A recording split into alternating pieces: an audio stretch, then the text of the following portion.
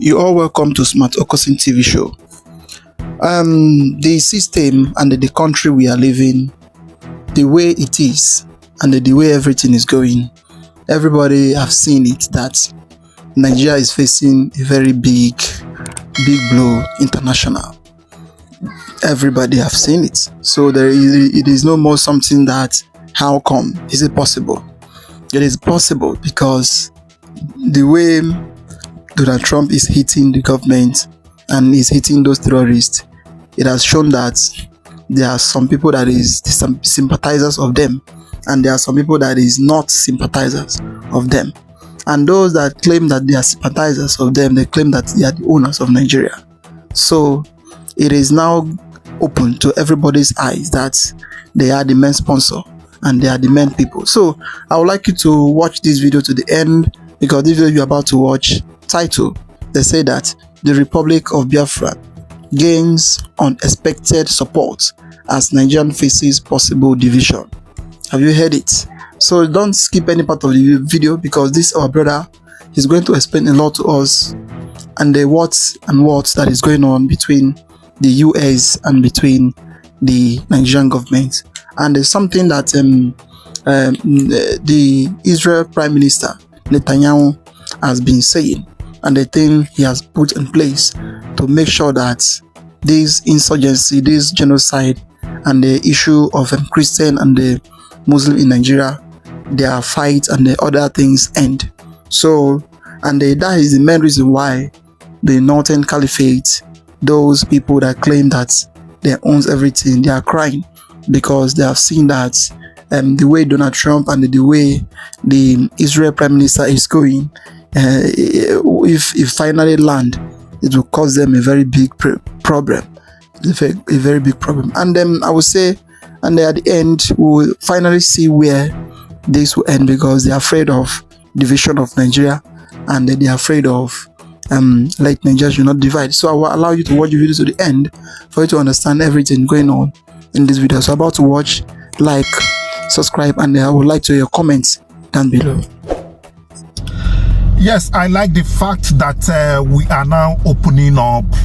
We now decided to open up, even the Northerners, some Muslims, Christians, everybody's now opening up. Forget that some group in the North are saying that that they don't want breakup or whatever. Some people are opening up to say that if that is what will save lives, if that is what will make this country better, so be it. Because the way some people are taking this thing in terms of some, radical Islamic people, you are there doing your own, practicing your own religion, but you don't know that some people have a different plan altogether. That is why they see Nigeria as a very big cash cow. They need Nigeria as a cash cow that will sponsor many of their plans. So, but these radical Islamic terrorists, they believe that they can conquer Nigeria and subsequently conquer the whole world.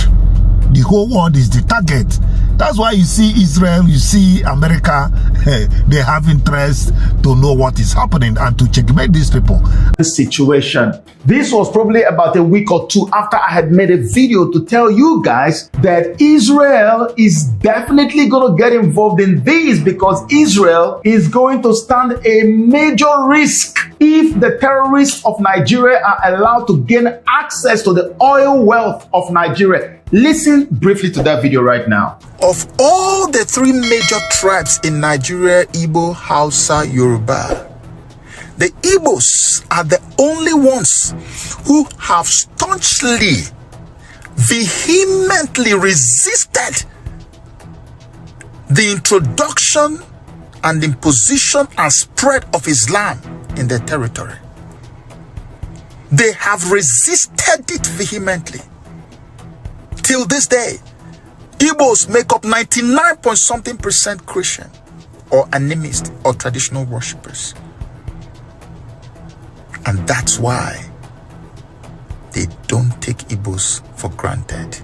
They're going to plan well, They're going to use everything within their power, and they will invade, and they will hit, and they will hit from every corner and make sure that everything bows to them so that they can take. But you know the caveat here. Going to Igbo land isn't just about taking them because of the fact that they have not allowed Islam to thrive. There is something, the oil. The eastern part of Nigeria is the oil belt. And everybody is scared that the moment they lay a hold on the oil belt, that Abuja will be the next one that will fall. And when that happens, you have a whole nation, the most populous black nation on earth, with the biggest oil wealth. Well, that is too bad. That is too bad.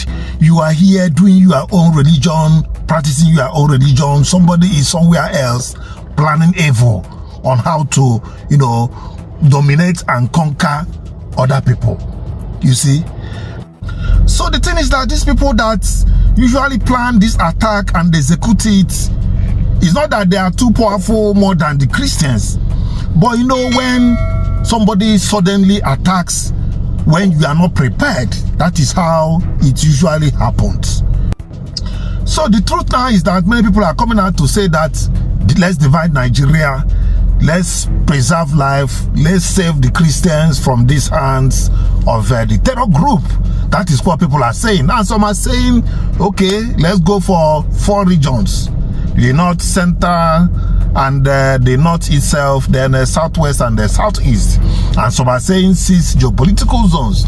So that is it. But majorly the focus should be how we are going to, do these things so that it will not, affect people. People will not have issues. Some are even saying that let them not forget Banker people and Danioma people. They should be in the southeast. And some are saying that is why Network is pushing ahead of this, knowing that there is problem.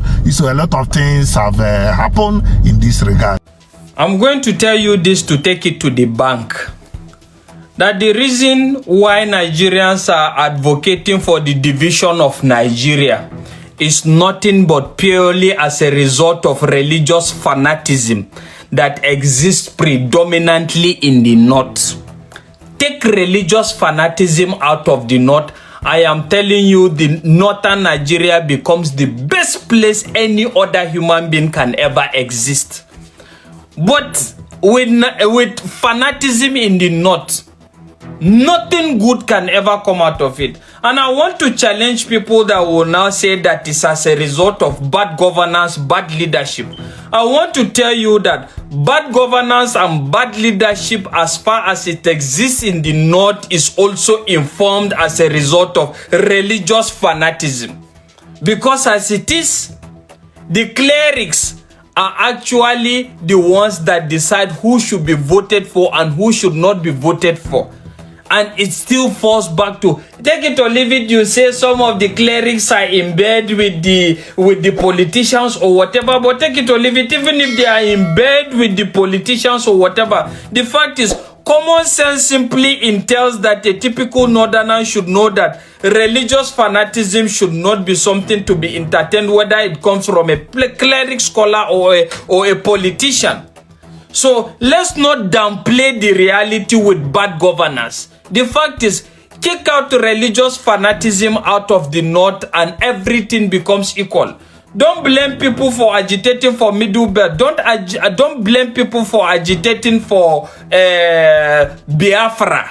That is just the fact. Because when you look at it now, most of these atrocities are coming from the north and is informed religiously.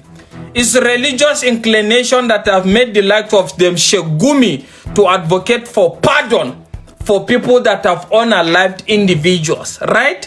And it's the same religious indoctrination that tells you that a politician is Oga, is your head, and you shouldn't actually challenge him irrespective of what he's doing. It's the same religion that have resorted to Muslim ticket. It's the same religion that have told you not to rebel in regards bad governance and a lot of it. It's the same religion that have succeeded in idolizing or criminalizing people that are not of the same religious concept. Not tribe, not tribal affiliations. Because I will tell you that as far as the North is concerned, there's no tribal discrimination that you can actually pinpoint to a reasonable extent that is what is dividing people, despite the hundreds of tribes that exist in the North. But as far as religion is concerned, religion is the major principle. And what is my advocacy? My advocacy is, I would have loved a situation I advocate, you talk, I talk, and it's going to change a lot of minds, and everybody at a point in time will come to a specific page and a point of convergence that at the end of the day, all we require is good governance. But if I must tell you the truth, I don't tire, and every other person is getting tired. And it looks as if this is a solution that is going to require my generation and the next generation and other generation. So what is my advocacy? Allow everybody with his own concept to test the test of his medicine.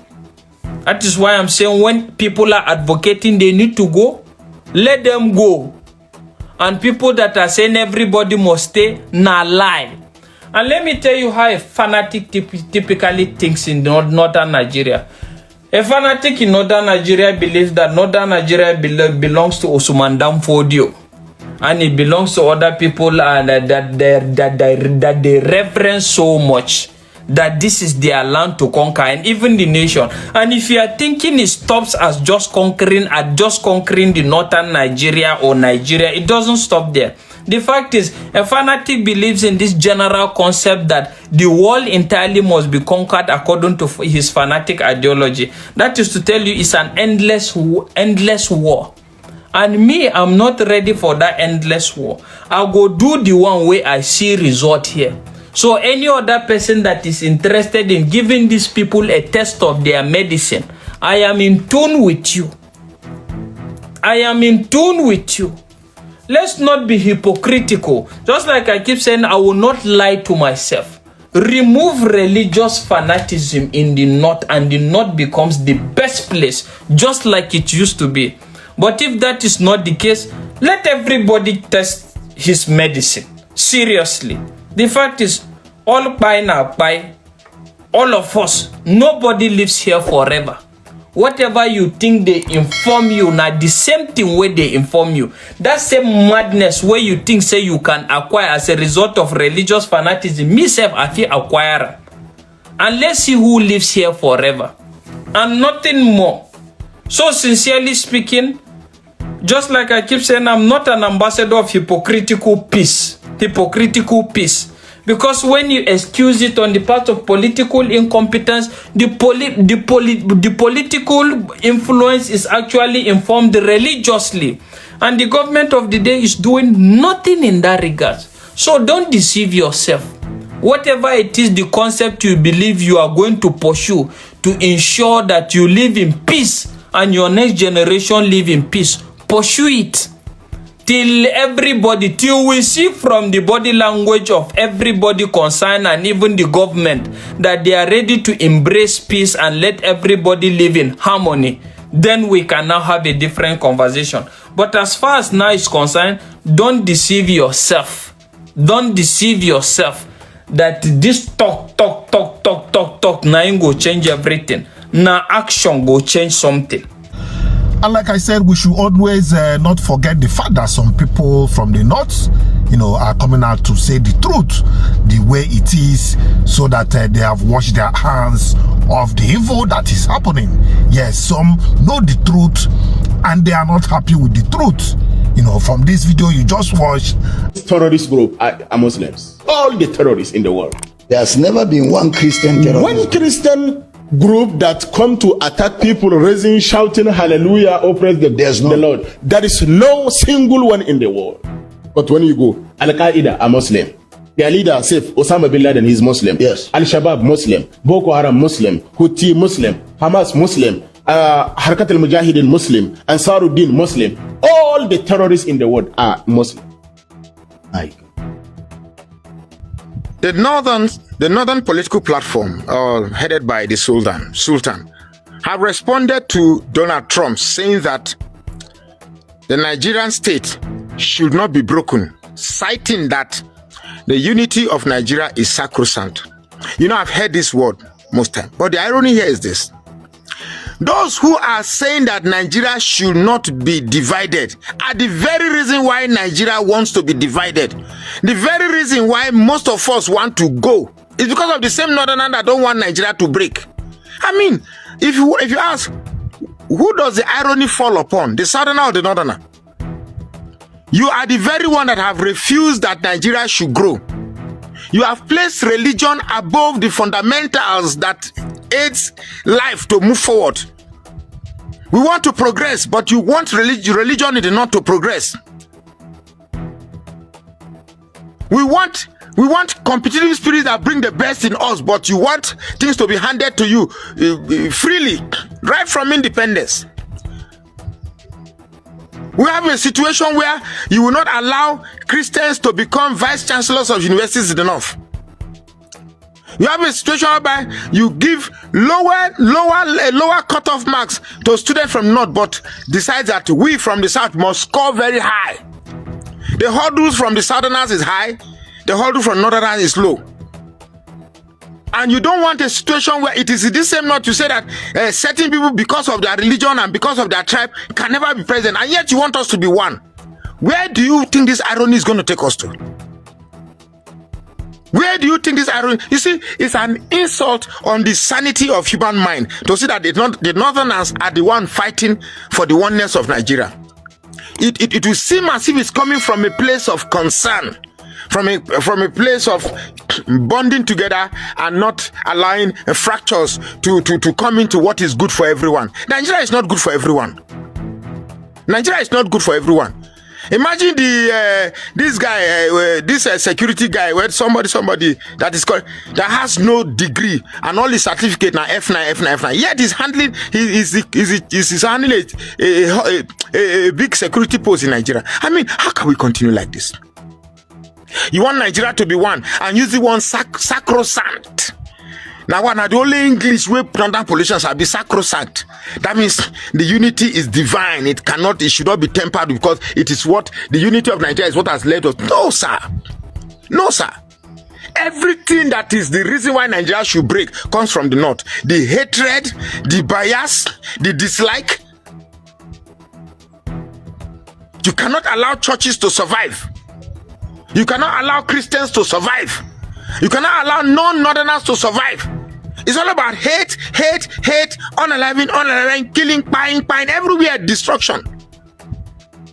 And you want Nigeria to be one with this northern retrogression going on, with northerners, with all this their backwardness. Allow your children to go to school, you say no. You want to preserve Almajiri. Allow us to live well, where we keep animals where they belong. You say no, we and cows must live together. Oh yes. Oh yes. They have spoken very well. And everybody have seen the main issue we are facing. The North, with their religion fanatic. They will come and they will claim that they know God, they are this, they are that. But for them to understand and for them to do the right thing, they will never do it. And they will claim that Nigeria is indivisible, unnegotiable, and in fact, there is no type of name that you will not hear they will be claiming. Then the politician, I would say the politician, they are the caretaker of Nigeria, because the main people that is the owner of Nigeria is the British. So they give the governors, the politician, the key to take care of Nigeria. So the system and the problem we are facing in the country today is caused by the British. It's caused by the British. Thank God that Donald Trump have woken up and they have psyched Nigeria, and he is now trying to do something different from other people. That is why you see all the ministers, all the Tinubu ministers, both the northern leaders, they are running helter-skelter, trying to trying to sympathize with the terrorists, claiming that the Muslim, them also, they are also by them. So if the Muslim, they also used to buy them, then why are they sympathizing with the terrorists that is spying everybody, that is spying Nigeria every day? And the government, if the government claim that it is a foreigner that is causing everything, so why can't you go for the foreigner and they arrest them and they do the right thing? So although our brother, he have already explained things, that the main problem we are facing in this country, religion is number one problem. After religion, then you get to politics. Then the politics, you get to tribalism and the rest of them. But the religion is the main problem, which is the Islamic religion. Everywhere you go, you see them with fanatic, with ideology that is not making any sense.